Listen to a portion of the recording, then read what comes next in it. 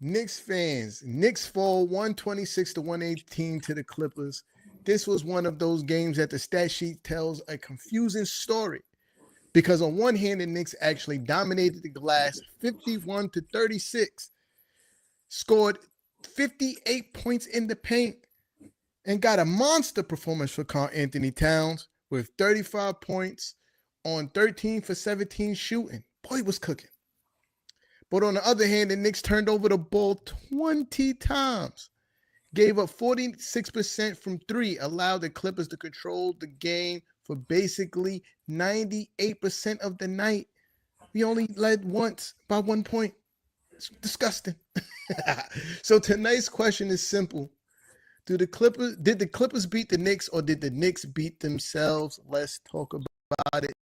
This is Knicks N Ish. Sis, Boom, you know what you have to do. Boom shakalaka! The Knicks are great. These kids and our party just lit. Bet it's the littest. You know we lit. You know we lit. You know we lit. You know we lit. Turn up, no we lit. Turn up. You know we lit. Let's go deep down. You know we lit. Mrs. Nixon. You know we lit. Kev, what up? You know we lit fresh, that's the Pearly Lord. You know we lit Knickerbocker, have a talk. Let's go!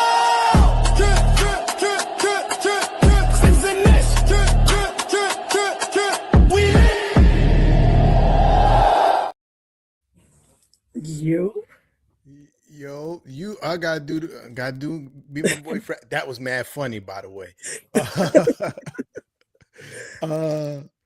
You already know the Vibery is your favorite Knicks N Ish panel. Wait, yeah. Live and my bad, Fraz.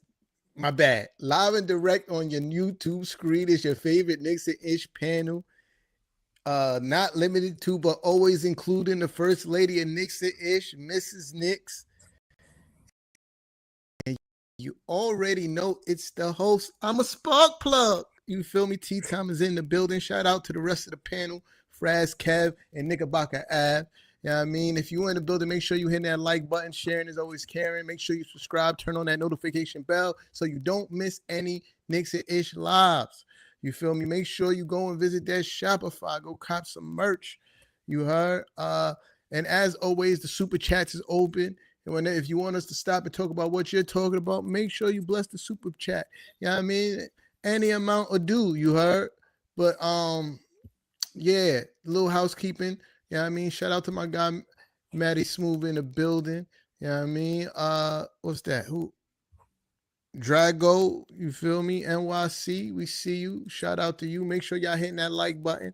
But yeah, like I said earlier, the Knicks, you know what I mean? It was a tough one last night, man. It was a little bit of the opposite. The same, but the opposite.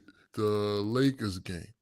Late in the game, in the Lakers game, we couldn't get a bucket.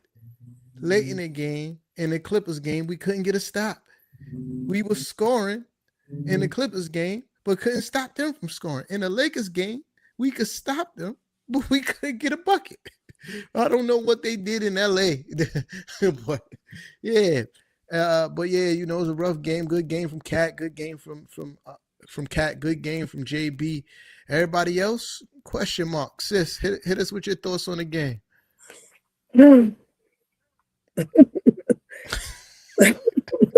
Frustrated. I mean,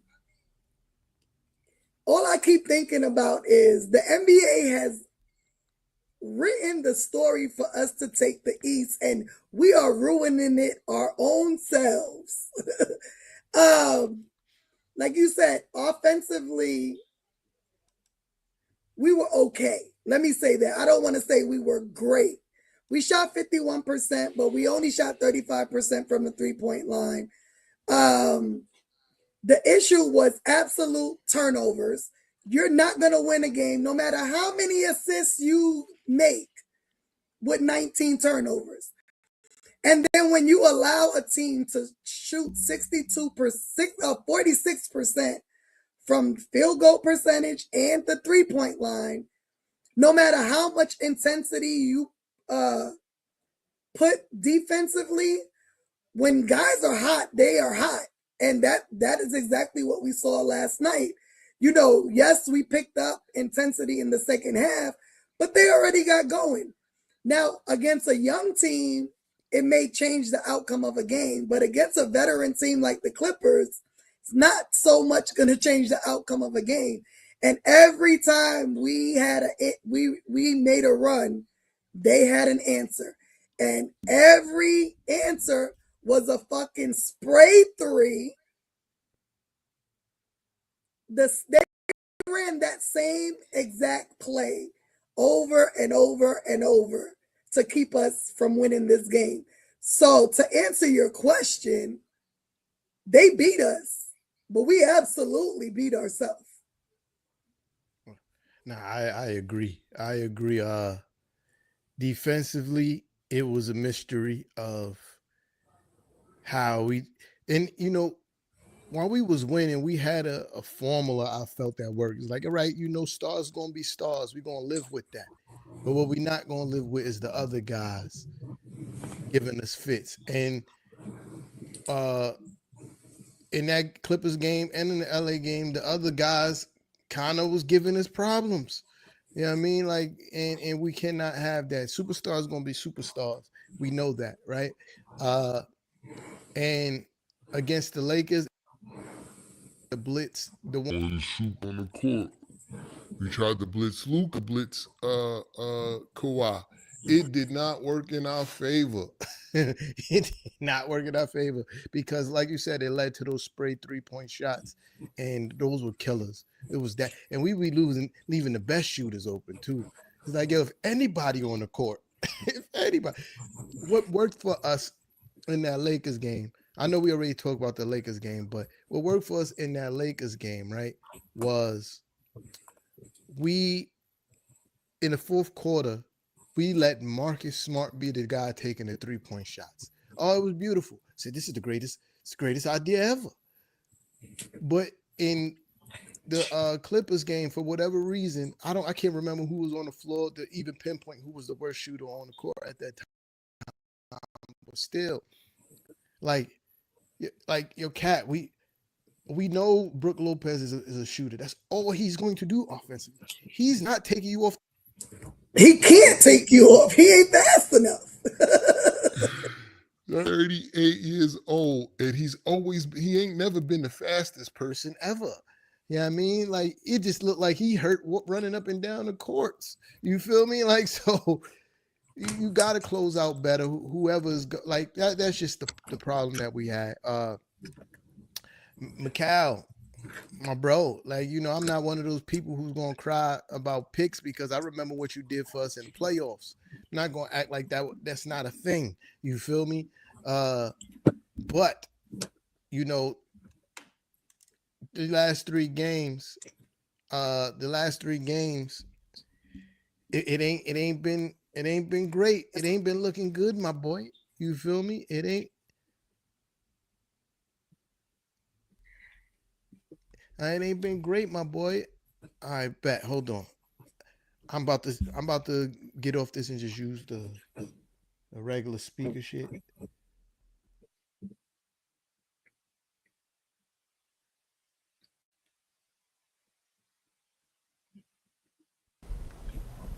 Can't hear you. All right, hold on. You gave me now. Yep. All right, bet. All right. Yeah. I ain't gonna be the one to super bash Mikal, but you gotta lock in, my boy. You gotta lock in. Because it's unacceptable. I ain't gonna go all corny like Stephen A. Smith because you've played a lot of great games. If you look at where Mikal matches up against the team in most statistical categories, he's either 1 or 3. You know what I mean? Like, in most statistical categories, Mikal is 1 or 3 on the team in these numbers. So I'm not going to bash him, but these last few games has been hard to watch from Mikal. So, question, sis. Is the loss mostly about the turning over the ball 20 times? Or what? Is it mostly about that? Oh. Or whatever else you want to contribute it to? I think the turnovers was a huge factor in it. I think first half defensively was terrible. I think they started like 9-0, and then we called the timeout, and then we had a turnover right at that timeout, and then they scored another 3. And I was just like, wait, what am I watching? What is going on? And I think, turnovers, defense, I think even adjustments to me. I think in the third quarter when we made a run, we had Mo on the court. And then we went away from that. Like, why are we going away from what works? That shit irks my nerve. You know what I mean? Like, clearly they didn't know what to do with him. He had a fucking poster on them. You know what I mean? He shot the 3 well. Like, to me, that made no sense, going away from what worked. The other thing, going back to defense, is because we were trying to blitz Kawhi, why not have someone fast on the floor that can do it? So maybe a Jose, right? Because the issue is they were getting open threes because the help defense was too fucking slow, right? Or why not have Mo there? His defense is decent. He's tall. He got long ass arms. Like, I just can't fathom sometimes what this coach's logic is when he does things, because I'm like, just as a simple fan, you know, we can pinpoint what the hell's going on and what's needed. Like, I didn't understand. I didn't even understand him putting Tyler in for those couple of minutes. And I'm just like, why are you setting him up for failure right now? Yeah. I also didn't understand why Jordan Clarkson was getting these spurt minutes. It's kind of weird. You know, you benched the guy. Clearly he's not going to be in rhythm. But you put him in the game. But that's what it is. I think those turnovers were horrible. I think a lot of times when we was trying to make a run, it usually gets stymied by a dumbass turnover. And the turnovers. And let's talk about it, because in that fourth quarter, we had 4 turnovers back to back to back. Where, what was his name? Jackson? Is that his name? Derrick Jones. Yeah. He done blocked the shot, stole the ball, did something that affected 4 of our plays. Why? We're trying to make a run to get back in the game. You have to be very careful what you do. And they just were sloppy as hell. That was not Knicks basketball. Yeah. Yeah. And it is weird because I think, you know, in moments throughout the season, we've been a really good passing team, and the passing these last 2 games has been, oh my God, it's awful. It's awful. And, you know, Josh is my guy. Heart of the city for sure.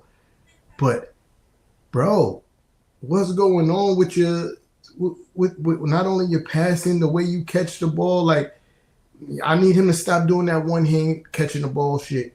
Like, I'm seeing too many turnovers off of that because you think it's cool to catch the ball like this while you're looking over here for something else. Nah, secure the pass, homie. You feel me? Secure the pass. I swear Josh is like ADHD, because I think he moves faster. It's like his brain is going faster than his body. Yeah. And another thing too, against the Nuggets, he was super aggressive getting downhill. These last 2 games, none of that. Yep. You know what I mean? And I need that constant aggression attacking the basket. You feel me? Like, I feel like once Josh get blocked once, he's like, I'm not doing that no more. Like, or somebody play some really good defense on him at the cup once and he missed it. He's like, yeah, I don't want to do that no more. And then you don't want to shoot the three when you're wide open. You know what I mean? Like, you're right. If I'm not saying chuck up 10 threes a game, right? But bro, if you're wide open, either shoot the ball or eat up the space that they're giving you. That is enough. That's what I'm not calling him prime Giannis. I'm not calling him. There's somebody else that used to do that too. Derrick Rose in his prime. But what they used to do was eat up the space. Oh, so you're not going to close out? Right. Now I'm running downhill at you, and now you're at my mercy because I got a head of steam. Like, instead of just looking, oh, I don't want to shoot this three, I'm going to pass the ball. No. Make something giving you pretty much lane too. Like, it's not like they're not not closing out. They're not even squaring up to you. They're like, all right, I'm gonna turn around, wait for this rebound. Yep. You feel me? So eat up the space, attack the space, get to the cup. Because what's going to happen? Either they're going to let you get the layup, or the whole team is going to collapse, and then you could get a better pass off. You feel me? Like, but just standing there and just making the next pass is not what needs to be done. You feel me? OG was wilding. He was wilding. Sometimes I'll be like, yo, bro, you got to know when to be aggressive and when to chill the fuck out. Like, I believe in the first half, he was being overly aggressive. Yeah, I mean, trying to take it to places where, like, bro, like, you defend it, dog. Pass the rock. Mm-hmm. And that's another thing that we weren't doing well. There's a lot of stagnant offense. Guys standing there looking at whoever got the ball, not enough cutting. You know what I mean? But it wasn't all bad. It wasn't all bad. Cat is looking like Cat. You know what I mean? This is the Cat that we've been hoping that'll show up eventually.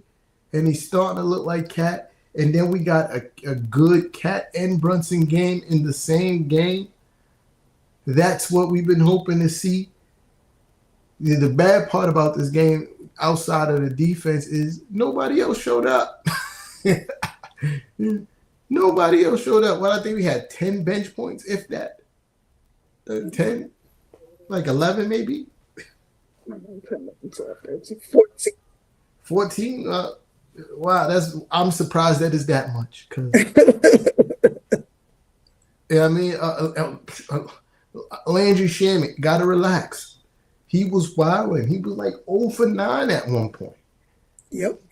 Why would you shoot 9? You haven't made one. How did you get the 9 3-point shots and you ain't make one? And that's another thing when you was talking about the adjustments. It's like, Mike Brown, clearly, this might be whatever, it's not even working. Like, clearly he ain't got it going. This is where, like you said, somebody said Kumo D as a name. They said that came from Knicks Twitter. I like that. I'm stealing that. You feel me? Shout out to whoever on Knicks Twitter that came up with Kumo D. But definitely, I'm using that for Mo Diawara now. He is definitely Kumo D. Kumo D had it going, caught a body, you know what I mean, on Batum bum ass. And he should have got Shamit's minutes.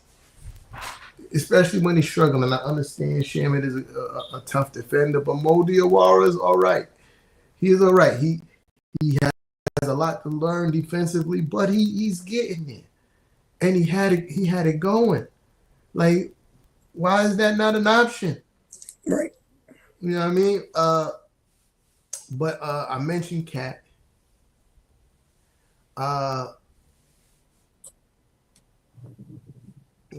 That's crazy. I'm on my computer and the app just opened up like in front of the whole screen. That's crazy. So now the question is, we mentioned Cat. Are we starting to see Cat become the Knicks' most consistent offensive player alongside Jalen Brunson? I mean, I think so. I think, you know what I say. I've been saying it all damn season. This offense needs to go through Cat. And it's so crazy because someone on Knicks Twitter said, yesterday, and I don't think it was a shot at JB, but he said Jalen is our floor and Cat is our ceiling. And that is exactly what I've been saying all motherfucking season, is that this offense has so much potential when Cat is involved. And I'm not saying he has to give us 35 every night. You know what I mean? But when you look at last night, he shot 13 for 17. That is efficient shooting. You know what I mean? We can get 20, 25, 30 from Cat every night easily. Easily. But to me, the most important thing is that when he's involved offensively, his defense looks decent. Yeah. He puts in some effort. And, you know, the last couple of games he got stupid early fouls, but he was able to, you know, sit down those minutes, get put back in, and maintain it. You know what I mean? Not commit stupid shit going forward. And so it's important for him to be out there because he takes away the focus on Jalen. You know what I mean? Like, teams clearly, once again, have put their eyes, I'm going to stop Jalen Brunson, and this Knicks offense is going to stop.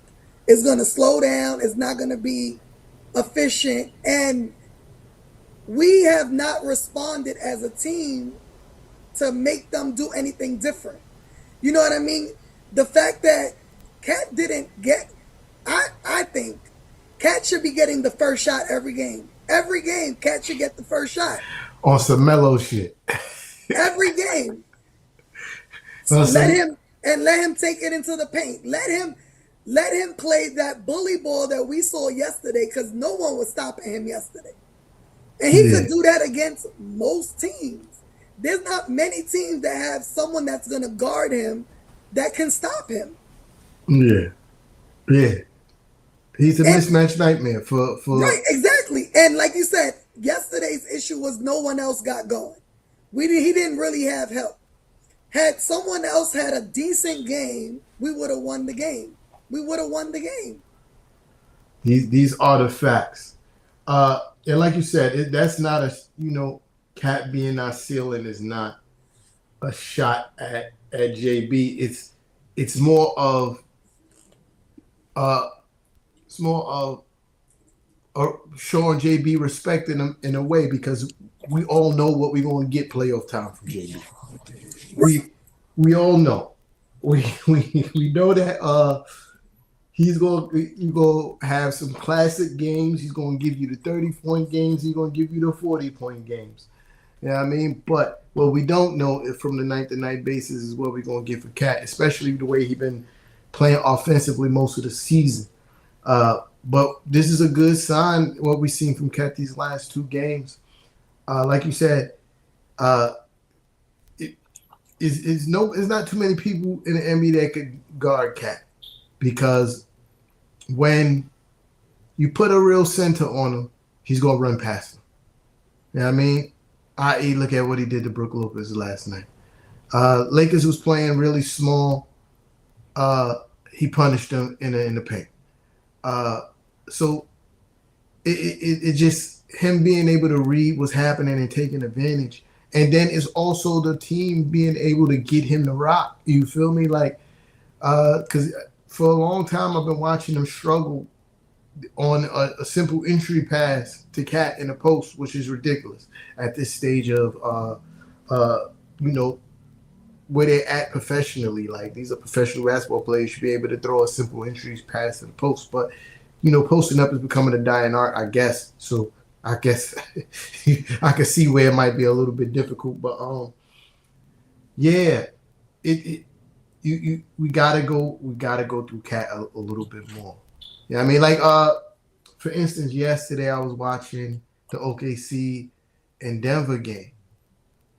OKC, they injured, most of the big men are injured. In the beginning of the game, they gave the ball to Aaron Gordon every play down the court. He scored like 18 points in the first quarter. They was wilding OKC up. OKC came back when they did what? Stop, feed it, Aaron Gordon the ball in the paint and taking advantage of the obvious mismatch. You know, we did that a lot of the game. This is why we got so many paint points. But also, we let them off the hook with shooting dumb three. Yo, sis, I kid you not. I'm sitting there, and every time they shot a three, I was like, every single time a three-pointer went up. Even when it was going in, I was starting to get mad because they didn't start dropping till late. We only got up to 35% late in that game. Yep. The rest of the game, we were shooting putrid. We was like 15% or some shit like that. It was nasty. It was nasty. And you know what's bad when I'm sitting there and I'm huffing and puffing by the team taking threes. Like, I'm like, yo, can we get to the cup? Can we get to the cup? It's another thing, too, that the Knicks got to stop doing, right? The jig is up. The scouting report, it says when y'all driving baseline, when y'all driving along the baseline, you're going to kick it to the other side of the court, three-point line. The Clippers waited on that pass all game. I think they got like 5 turnovers from just that pass alone. The scouting report says, yo, if they run the baseline, they kicking it to the three-point line. You ain't even got to close in all the way because you're just going to wait for the pass. Like, you got to do something else. How about try to score? Right, that part. How about when you get to the paint, try to score? And another complaint I got is, yo, I got to clip this, right? This needs to be clipped. I got to remember to clip this so I could post this so we could get this to all the Knicks players. Stop complaining to fucking refs now. It's annoying to watch. Every play. It's every play now. It's every play where the ball don't go in the hoop or even sometimes when the ball goes in the hoop. There's a complaint. Yeah, bro, get back and play some defense. Because at this stage of the season, you should already know. The season's already over. You should already know you're not getting the whistle. And you complaining about not getting the whistle is not going to get you the whistle. Get back on D, and then you know what? I'm going to keep on attacking the basket until you have to blow the whistle. Till I make it so painfully obvious that the next day every sports column writer is on TV talking about how egregious the play call the referee was. But you standing there and throwing your arms up and shrugging your shoulders and looking to the rest, that's not going to do nothing. I've never once in my whole existence of watching basketball, except for one time, but that was Michael Jordan, though. It's Michael Jordan. Michael Jordan could do whatever he want. Michael Jordan's the only player I ever seen make a ref go, hey, next time, I'm probably going to call that call. I believe you that you said that he's doing it. So he's the only person. None of y'all niggas is Michael Jordan. Not one of y'all. So hoop. Stop complaining and hoop. Because how it looks to me, right? When y'all start complaining and huffing and puffing, the other team just looks like, oh, we got them. We got them. They off their game. So guess what we going to do? We going to push. We going to grab. We going to do all that shit more and piss you off because now the refs is pissed off and they're not going to call the whistle even more because you complaining. You know what I mean? I'm lying. One more complaint. Josh Hart. Yo, everything can't be everybody else's fault, bro. Every time it's a missed assignment, you throwing your arms up and you're shrugging, and usually you're the only person standing in the area.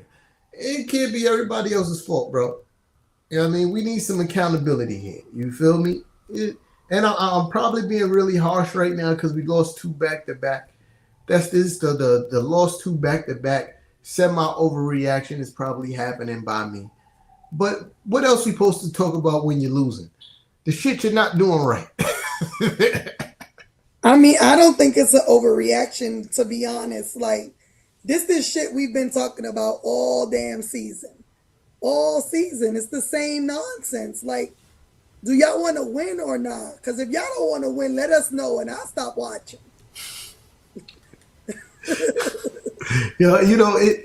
It is, with the lofty goals that we have this season, everything is being super scrutinized, right? I don't know, because I be bored, and I need to stop doing this to myself, because I be bored sometimes, and if I ain't got nothing going for a minute, I might go on Knicks Twitter, and I'm like, why did I even show up here? Because it's crazy to see how so far some people go after a few losses, and I'm not there yet. We had an amazing February as far as winning games go. We seeing a major improvement in defense, except for last night's game. We gave up 120 points, 26 points. Excuse me. That's kind of nasty work. What I was looking at, even against the Lakers, we only gave up 110. So it's definitely in improvements defensively. We held a lot of people under 100 points. So it ain't time to panic yet, but it's like, we're not trying to go without a win this 5-game road trip, dog. Like, you feel me? At least we got the Jazz. But you still can't sleep. Because those be the games that you're like, all right, we're gonna get one tonight. And then everybody turning to Reggie Miller. You feel me? So we gotta be a careful line. I'm on my social media. I'm on TikTok, actually. I was on TikTok. Guess who pops up on my TikTok? Trying to ruin my day, like he always does. Stephen A. Smith, of course. Oh, yeah. Ruining my day. And then he's going in on my guy, Macau. Going in on him. And some more. That was Nick's Twitter all night last night. I had to log off. And with him, it's more performative than it is substance. I'm have Macau been bad these last 3 games? Absolutely. But he's been more good than bad. Leads the league in corner threes made. In the whole entire NBA, he's number 1 in corner threes made. Right? It's just annoying with this is what we gave up 5 picks for. Bro, the picks are gone. There's absolutely nothing we can do about those picks. Sis, you know what 2 of those picks are doing this season? Nothing. One is averaging 5 points a game. The other one is averaging like 3 or something like that. That's what 2 of those 5 picks is doing. So I'm not mad. Now, and then he just gets the everything. Your audio just kind of went weird. I don't know what just happened. Can you hear me? Yeah, absolutely. Yeah. Okay. No, I was saying he gets the brunt of the disrespect from Knicks fans every game. Yeah. Whether he has a decent game or not, when he's not the reason every game for a loss. Yeah. We can go back and pinpoint a player or an issue that happened in every single game of the 25 games that we've lost. And less than half of those is going to be Mikal Bridges. Yeah. No one really, and we just keep it real here.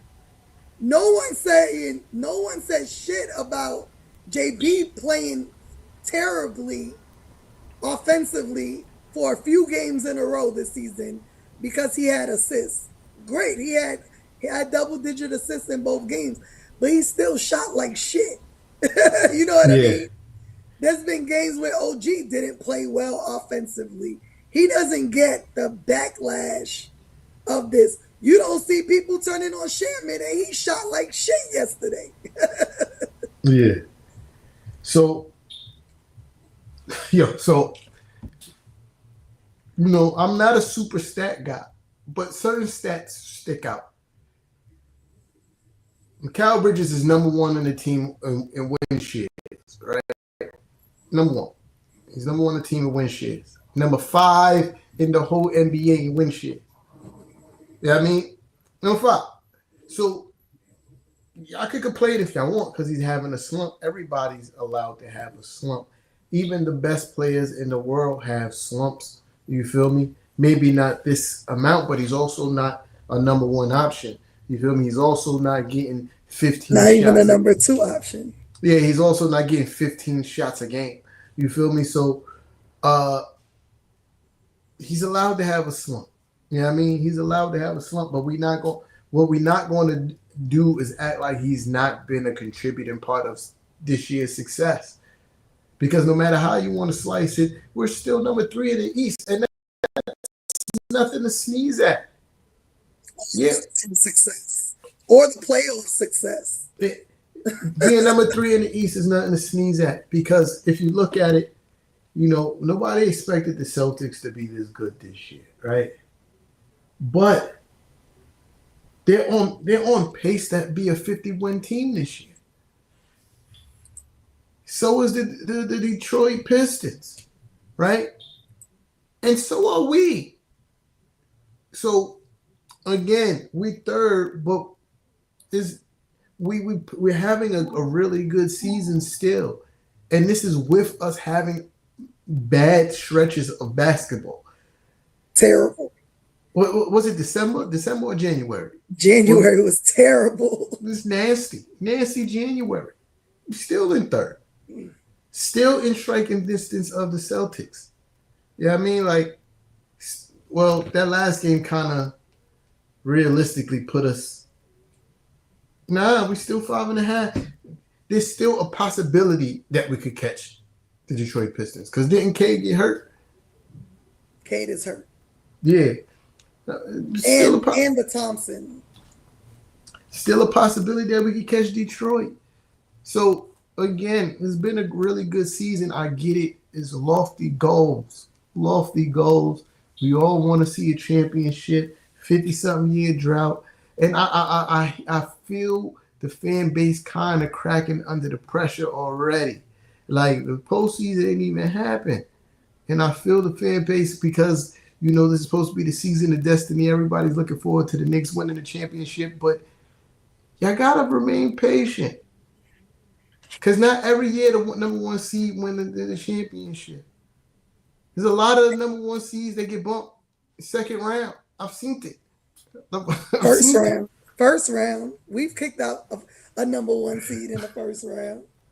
Yeah, you heard. You know what I mean? So yeah, I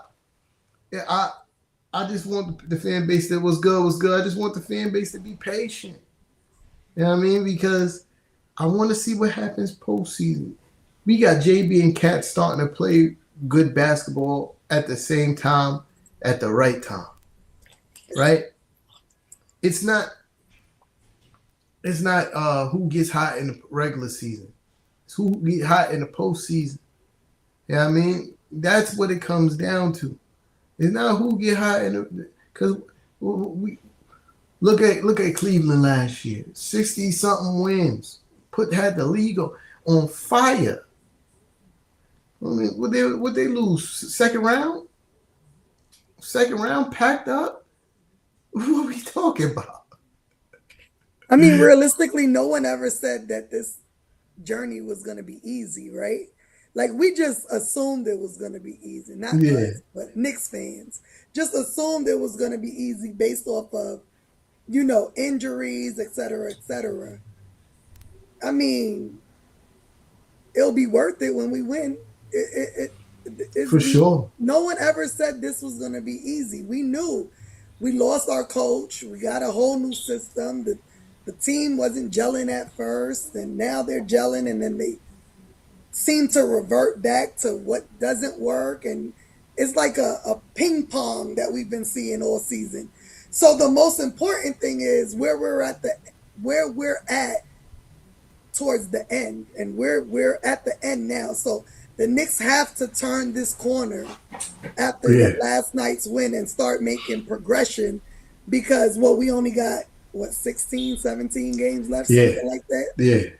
Like, we need to be going into the playoffs on a positive. Yeah, for sure. For sure. I would love to reclaim that second seed. I feel more comfortable with more home games than away games. We've been a really good home team this season. And I want every advantage I could get. Every advantage I could get. To say that the 16 games, to say that we could catch the number one seed is kind of unrealistic.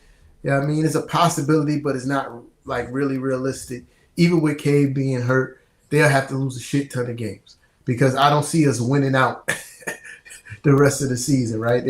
They will have to lose at least about 10 games for us to, out of the 16 remaining, for us to realistically catch number one.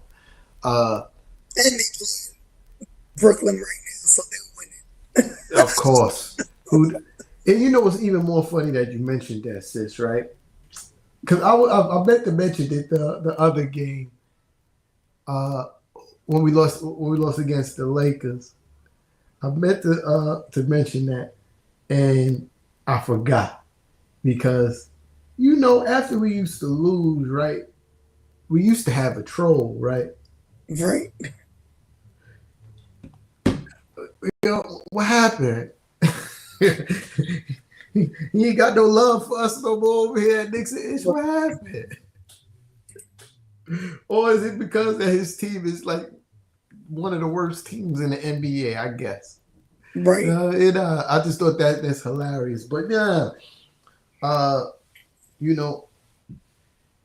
but like I said, it's about catching fire at the right time. We caught 2 bad ones, but we also won before that with like 8 of our 9 before these last 2 games, right? Like that's a good stretch. You feel me? You win 9 to 10 games. I mean, you win 8 or 9 games. You win 8 of 10. Well, now it's 7 out of 10. Mm-hmm. That's still good. It's still good basketball. Like the way we lost may be horrible because it was very winnable games, right? But that's still very good basketball and no reason to hang your head. I want to make sure I said that. I said that right. That is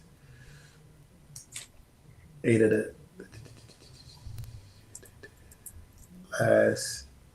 We're 6-4. We're 6-4. Not great, but not horrible. Yeah, I mean, not great, but not horrible.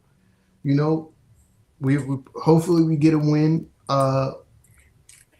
against. We play tomorrow. Tomorrow, the Jazz. Yeah, hopefully get a win tomorrow. Yeah, I mean, kind of right the ship a little bit. West Coast trips are rough, but like again, you got to start looking at the positive in the way things is turning. Do I think Macau and OG and the bench will continue to play this bad? Hell no. There's too much talent on this team to continue to play this bad. So, yeah, we'll be fine. JB is figuring it out. Cat figured it out. We're starting to see the pick and roll between Cat and JB come back, which is helping Cat's game tremendously. It's getting him downhill a lot more often. And I appreciate that we're doing that for Cat, getting him downhill a lot more often because, again, there's not too many fouls in the NBA that's going to be able to check Cat when he's catching the ball and he's coming downhill. They're not fast enough. And then you put a smaller guy on him, pause, and you still do the same thing. They're not strong enough. You know what I mean? So, yeah. And I want to see us play another point guard with JB off ball more often. I want JB catching the ball and making quick decisions. This is something that I used to have an issue with Melo when we had him because it was one season, I forget the year. I wish I could name the year. He was having an amazing year. It was like one of his highest scoring seasons as a Knick. And one of the commentators pointed out it's because he was making ridiculously quick decisions with the basketball. Within under 2 seconds, he was going. He was doing something. You know what I mean? And I want JB to have the same mindset. You catch the ball with being aggressive over passing. You know? I get that. We gotta guess this. No, go ahead. I get that, not too many people could check JB one-on-one, but a lot of times I'm not complaining because a lot of times that bailed us out of really tough situations. But I think you could be more effective without dribbling the ball a whole lot. You know what I mean? And it also keeps everybody else in rhythm when the ball is moving. We are at our best when everybody's touching the basketball, cutting and doing and moving and grooving, doing all the little things. But when we get into basketball, where it's either JB holding the ball, Cat holding the ball, offense gets stagnant. Oh, another thing OG got to stop doing too is that jab step pull up three from stationary. That is bad basketball, bro. This is bad basketball. So you just gonna willingly take a contested three? Like, wow, does that make sense to you? Mikal takes a lot of contested threes too. How does this make sense to you guys? Just because you can make them sometimes don't mean you're supposed to be taking them all the time. Let's get to the cup, fellas. Get to the cup. Get some and ones. Because clearly we scored 58 points in the paint. Clearly nobody could stop you from getting to the paint. So why bail them out by still shooting 43 pointers? We shot 40 of them.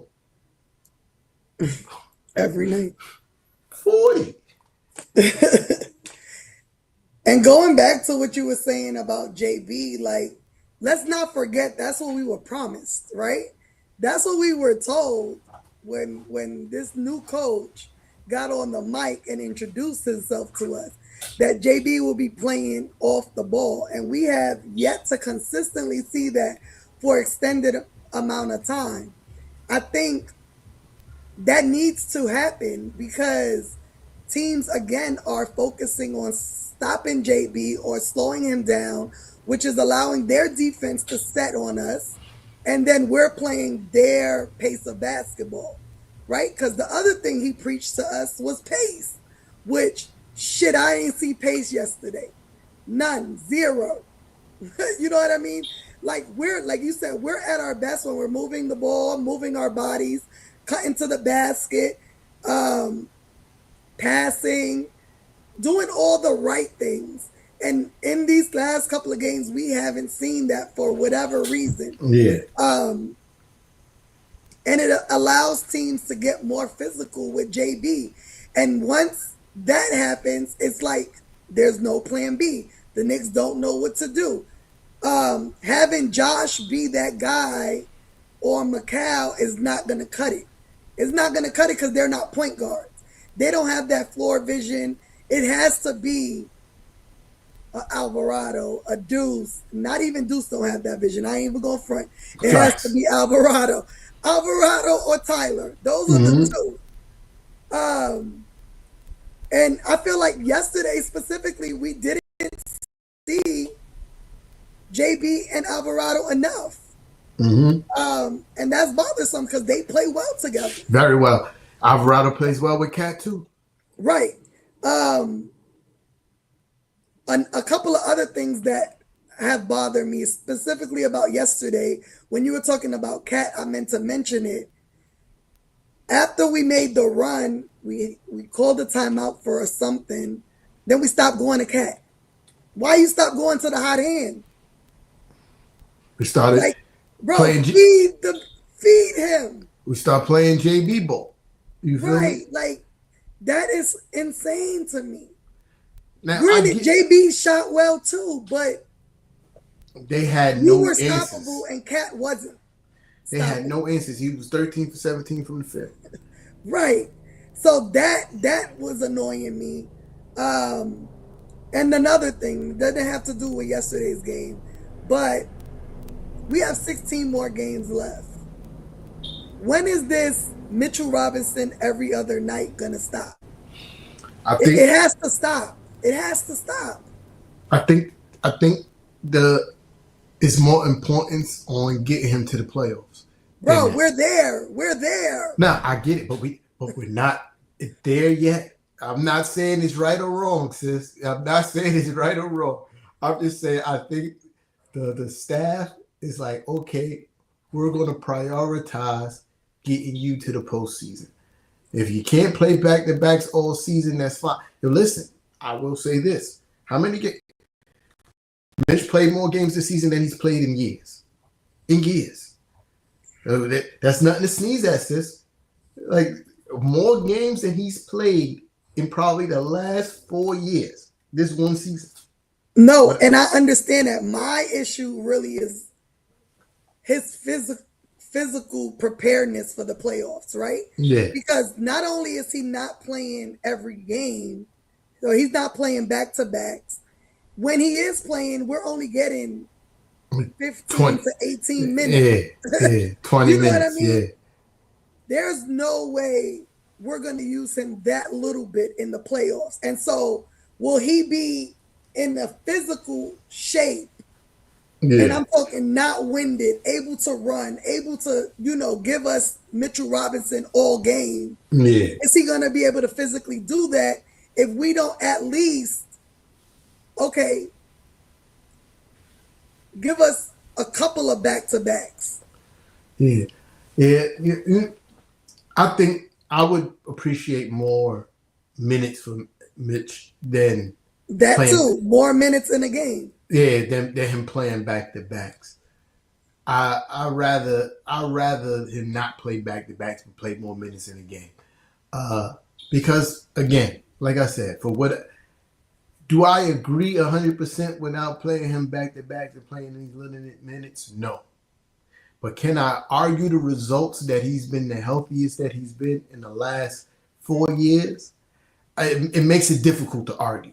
But I get your concern, and I also kind of agree. Because in postseason, we're going to need you to, be able to turn up 30-something minutes if necessary. Because it's going to be games where he's going to probably have to run double big. Because that might be an adjustment. You feel me? That might be an adjustment. Like, okay, this team is rebounding really well, so we're going to start Mitch next to Cat. We're going to run double big, right? Which we don't see nearly as much, was something that we was kind of promised to. You know what I mean? Right. But, yeah, my main concern with Mitch, get him to the postseason. Get that man to the postseason. Word. Get him to the postseason because, Lord, no, we going to need him. We going to need him. And shout out to Cat, too, because not quietly, he's been dominating. He's been rebounding better than Mitch, to be perfectly honest. He's been rebounding better than Mitch. There's been times where we've been getting out-rebounded a little bit, and Mitch is on the court, and I've been sitting and put Cat back in. put Cat back in. But that's what I was saying. Like, when he's locked in offensively, you see such a big difference in him on the court altogether. You know what I mean? Like, yeah, he was rebounding a lot, even when he wasn't shooting well or getting a lot of shots. But you see the tenacity in his eyes when he's involved offensively. And I agree with you. I mean, having both of them on the court at the same time, nobody's getting a rebound against us. Like, nobody. And especially when Cat is starting to shoot like he is again, Right. That just makes it even more better to have, even more better. That's horrible English. Even makes it better that, having Cat and Mitch on the floor because you still get a lot of spacing. But, you mentioned something earlier about, us not getting Cat the ball at the end of the Clippers game. It's also up to Cat to demand the basketball. To look at JB and be like, get in the post, clap his hands, yo. You know what I mean? That's just not in his character, though. But if you're trying to win. No, I get it. And as he's been playing basketball enough, he's been in the league long enough, he's been a go-to scorer in this league long enough to know when somebody can't check him. Oh, these niggas ain't got nothing for me tonight. Right. And you've been having a great game. Oh, who's guarding me? Brook Lopez? I bet. I'm on an elbow. Yo, give me the rock. I'm at the top of the key. Give me the rock. He can't do this dude can't do nothing with me. Give me the rock. I'm going right to the cup. We getting 2 points and we running back up the court. No, I agree. Because that's how I feel like the Knicks should play against fucking Philly. Because Embiid can't stop Cat. Not when Cat is running from that top into the paint. Yeah. Embiid will break his knee trying to keep up with Cat. Especially when Cat is hitting the three. So now you got to step up. You got to step up, right. And it's an amazing opportunity to put Embiid in foul trouble. Sit his bum ass on the bench. Facts. Right? Like, these are things that you got to, you know what I mean? But it's also team. And I don't know how true it is. I seen a headline. OG said something too about him, taking accountability and needing to be more coachable, and him like suffering from what he said. What he said? What's the word? He said he needed to be more coachable, and he was suffering from entitlement. You know what I mean? He was suffering from a sense of entitlement, and he needed to be more coachable. You mean Cal said that? I saw something. OG said the same shit. Oh, okay. I don't know how. Like I said, I didn't know how true it is. It was a meme. You feel me? Like it was a still shot of OG, and the phrase right next to him. So I don't know how true that is, but if it is, I want to know what kind of entitlement you niggas got. Maybe we got JB and Cat on the team. How entitled can you be? Do you think we deserve the ball more than JB and Cat? Do you think we deserve the more shots than JB and Cat? I'm trying to understand what sense of entitlement y'all guys could be possibly talking about. It can't be. I'm confused. But if that is, I guess I appreciate the, self-awareness. But now you got to put that shit into action. Excuse me. I need consistent play from him and Mikal. There's not enough consistent play, and that's worrisome. That's worrisome a little bit. You know what I mean? We're going to need both of these guys to play. You know what I mean? Perk says something that I agree with too. He's like, yo, let's not worry so much about the offensive side of the ball. Mikal, you a defensive stopper. If the offense not going, all right, then I'm going to make everybody's life miserable defensively. If I'm not hitting shots, guess what? Sorry for you, because now you're not scoring. Now I'm all my energy. I don't even care about offense no more. I'm wilding y'all up defensively. I need every steal. I need every block. I need everything. Yeah, I mean, guys got to find a way to, even when the shots is not going, have a major impact on the game. And I feel like, Mikal, especially these last 2 games, ain't do that. Josh Hart against the Lakers, he ain't scored, but I think he had like 15 rebounds or some shit like that. Like, how I'm going to be mad at that? You feel me? Like, you ain't scored. But at least you was a demon on the glass. Was it against the Lakers or was it his last game? Oh, no, look, even this last game, Josh didn't have a particularly great game. He had decent for what his role is on the team, 12 and 13. You know what I mean? But you got to find a way to impact the game outside of just shooting corner threes, man, and mid-range shots. Because even I'm getting annoyed with that sometimes. I ain't going to lie. Sometimes it's like, yo, bro, you could have laid that up. Or going underneath the hoop and then just turning around and chucking up a fadeaway mid-range shot. That is horrible basketball, bro. That is horrible basketball. There's no way in the world you can believe that's a good shot. I just ran from underneath the basketball, the hoop. They gave me the ball. I'm just going to turn around and shoot one of these. Jimmy J one was good, my guys. There. I'm just going to fade away and shoot one of these in the midi. Like, what? Instead of catching the ball, reposition it, and trying to go up strong, maybe getting a foul and one something. You know what I mean? I just need the supporting cast to pick their spots and be more aggressive when it is advantageous.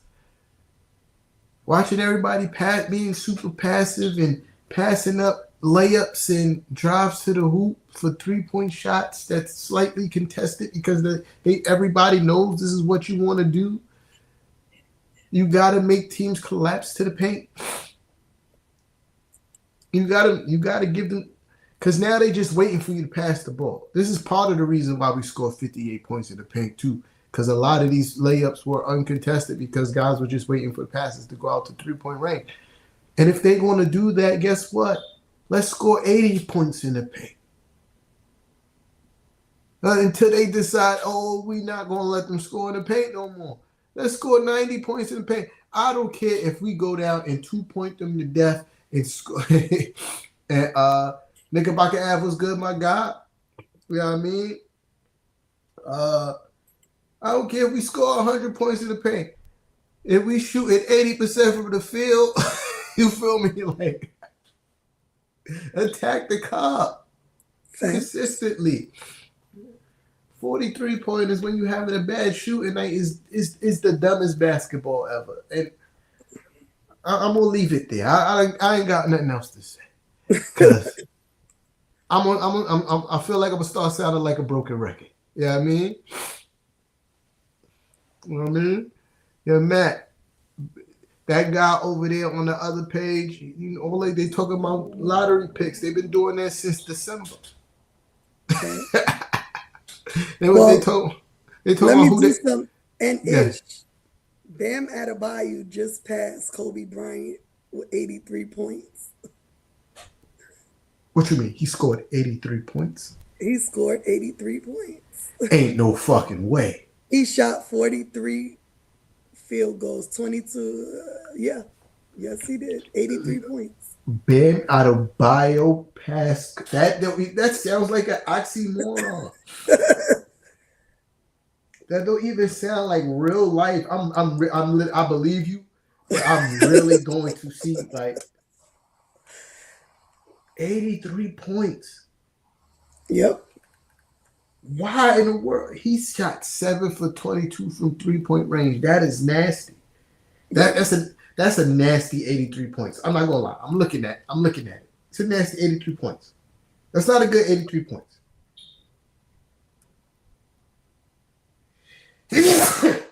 Bless you. Thank you. He shot 43 free throws. Yep. That's why. Nasty. And every ref that refereed that game should be fired. That's insane. 43 free throws? That should not be counted. I don't care. Knickerbocker, what's a good 83? Not shooting 43 free throws. Not shooting 7 for 22 from 3-point range. Yes, that's nasty. That's nasty. I would have stopped passing him the ball. Yo, bro.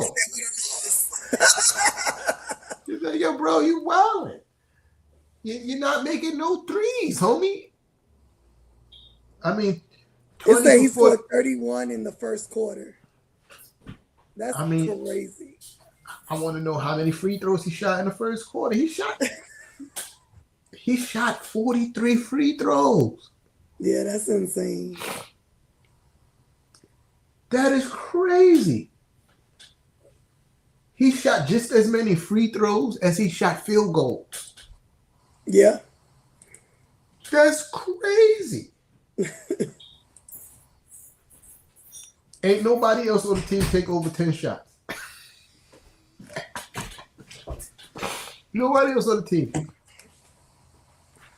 And that just goes to show you how bad. Facts.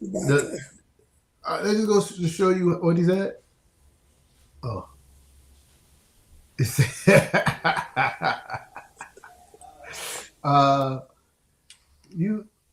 just goes to show you how bad the Heat are too, because you had somebody score 83 points and y'all still only beat the Wizards by 21. The Wizards.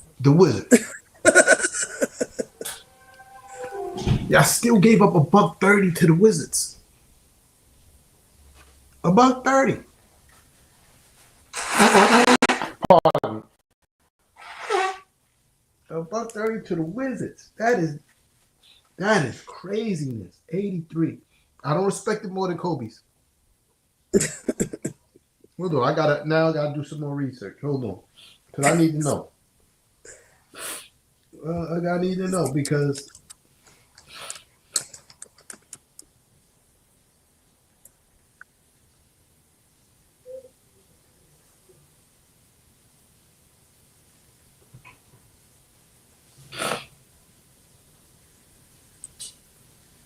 so Kobe in his 81-point game. Let me see. I have it pulled up.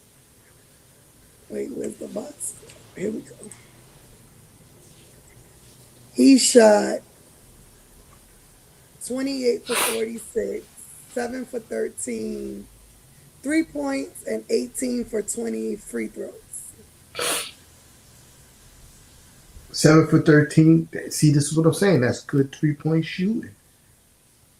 Yeah, 28 for 46 field goal percentage and 18 of 20 free throws. This is what I'm saying. He scored 42 points on 2-point field goals alone, right?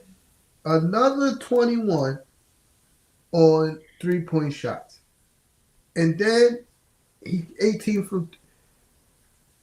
Bam scored 36 points on free throws. That's nasty. 36 points on free throws.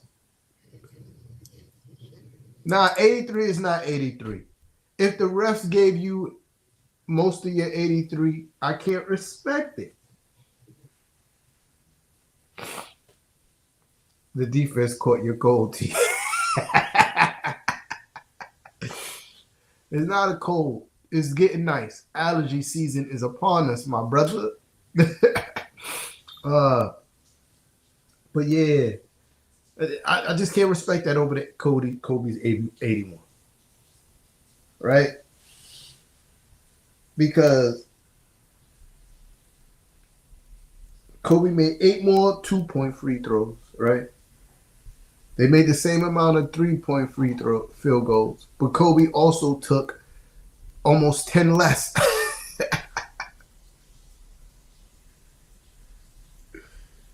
Yo, that's crazy. 36 points off of free throws. I don't like it. I don't like it.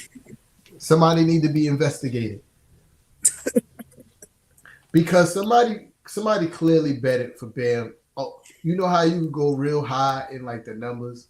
It's like, oh yeah, I'm gonna take Bam for 60 points this game.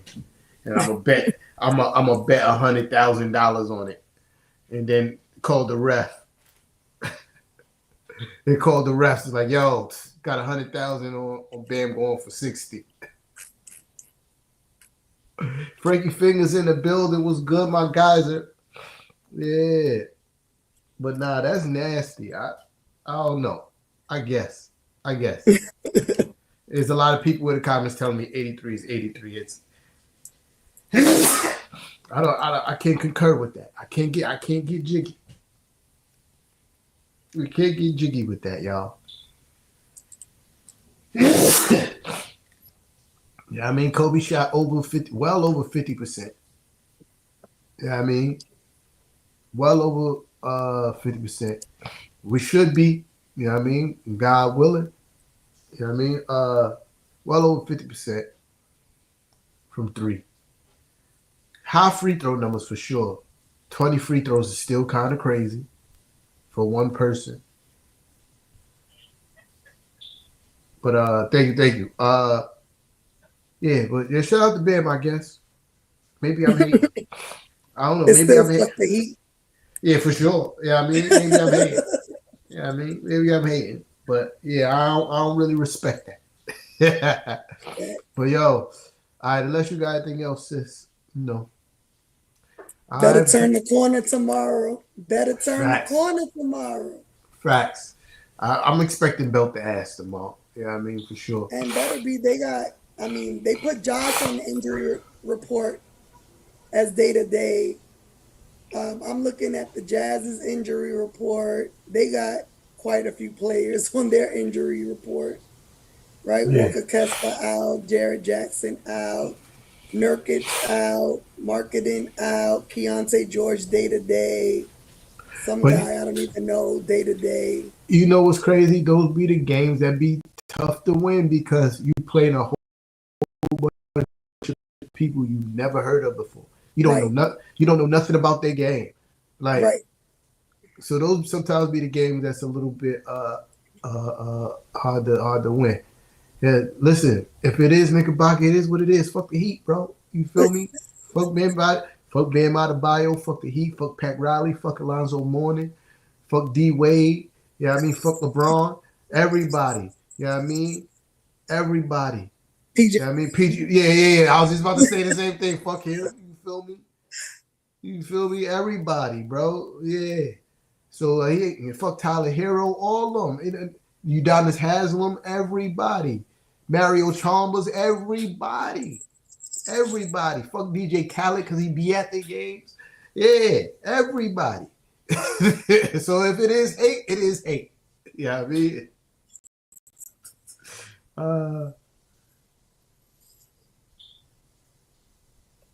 You see, this is what I'm saying. I'm not saying that the 83 don't count. I'm just saying Kobe's is more valid. You know what I mean? It's more valid. 36 free throws is outrageous. But let me wrap this up so we can get up out of here. Yeah, for sure. Because it's nothing but dunks with Shaq. All dunks. Shout out to everybody that pulled up tonight. If you didn't do so already, make sure you hit that like button. Look at that. Shout out to Knickerbocker Ave on the super chat. You feel me? Yes. Tune in tomorrow. Tune in tomorrow. We will be live after the game. Huh? Hopefully. Nah, listen. I got faith in myself. You feel me? I've been off these last few days. I've been getting good naps. You feel me? So I got faith in myself. But yeah, shout out to everybody that pulled up tonight. Like I said, if you didn't do so already, make sure you hit that like button, sharing this caring. Make sure you subscribe, hit that notification bell so you can get the notification for the tomorrow's live and every live thereafter. Make sure you visit the Shopify, go cop you some merch. You feel me? And I think that is it. If I'm not missing anything. Sis. That's true. You gotta hit the outro. Boom shakalaka!